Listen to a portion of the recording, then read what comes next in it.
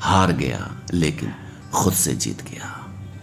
इस टाइटल को आप अपनी कॉपी में कहीं अपने जहन में छाप के रख लीजिए। बहुत ही खूबसूरत टाइटल है। इस टाइटल का मतलब आखिरी में आपको समझ में आएगा। तो चलिए शुरू करते हैं। एक ऐसी कहानी जिसे सुनने के बाद आपकी ऊर्जा पहले जैसी नहीं रहेगी। तो चलिए बिना समय गंवाए इस खूबसूरत कहानी को शुरू करता हूँ। राजकिशोर नाम का एक लड़का था। उसको दौड़ने का बहुत शौक था। वो कई मैराथनों में हिस्सा ले चुका था, परंतु वो किसी भी रेस को पूरा नहीं करता था। एक दिन उसने ठान लिया कि चाहे कुछ भी हो जाए वो रेस पूरी जरूर करेगा। अब रेस शुरू हुई। राजकिशोर ने भी दौड़ना शुरू किया, ढेले की तरह, मतलब धीरे धीरे। सारे धावक उससे आगे निकल गए थे, मगर अब राजकिशोर थक गया था। वो रुक गया था। फिर उसने खुद से बोला, अगर मैं दौड़ नहीं सकता तो कम से कम चल तो सकता हूं। उसने ऐसा ही किया, उठा और धीरे धीरे चलने लगा। वो आगे जरूर बढ़ रहा था, धीरे धीरे कछुए की तरह आगे जरूर बढ़ रहा था, लेकिन अब वो बहुत ज्यादा थक गया था और नीचे गिर पड़ा, जमीन पर गिर गया। फिर उसने खुद से बोला, वो कैसे भी करके आज आज दौड़ को पूरी जरूर करेगा। वो जिद करके वापस उठा, लड़खड़ाते हुए वापस उठा और आगे बढ़ने लगा। और अंततः उसने वो रेस पूरी की।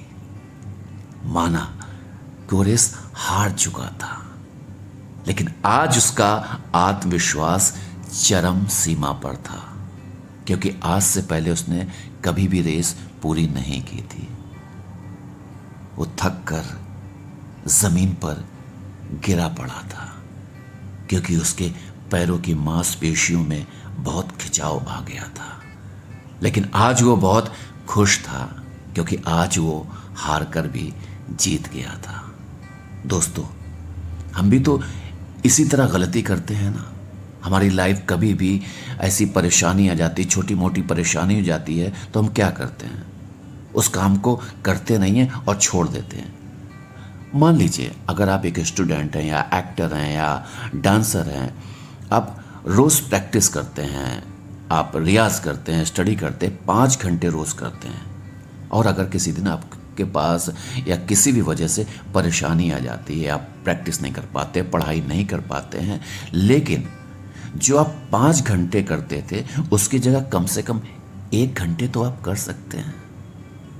राजकिशोर की कहानी से हमें यही सीखने को मिलता है कि अगर हम लगातार आगे नहीं बढ़ रहे तो कम से कम हाँ धीरे धीरे तो वो काम कर सकते हैं, और एक दिन हम हार कर भी जीत जाएंगे और अपने लक्ष्य को ज़रूर पा लेंगे।